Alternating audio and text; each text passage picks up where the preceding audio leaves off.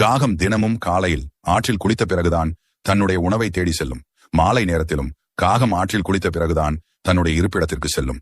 அந்த அளவிற்கு தெய்வீக சக்தியும் தூய்மையும் பொருந்திய ஒரு பறவைதான் இந்த காகம். காகத்திற்கு தினமும் காலையில் உணவு வைக்கும் பொழுது நமக்கு புண்ணியங்கள் மற்றும் ஏராளமான நன்மைகள் கிடைக்கும். காகத்திற்கு உணவு வைக்கும் பொழுது இந்த தவறுகளை செய்தால் உங்களுக்கு நிறைய துன்பங்கள் வரும். முதல் தவறு, நாம் தூய்மையாக இல்லாத போது காகத்திற்கு உணவு அளிக்கக்கூடாது. அதாவது காகத்திற்கு உணவு வைப்பதற்கு முன் நாம் குளித்துவிட்டு தான் உணவு அளிக்க வேண்டும்.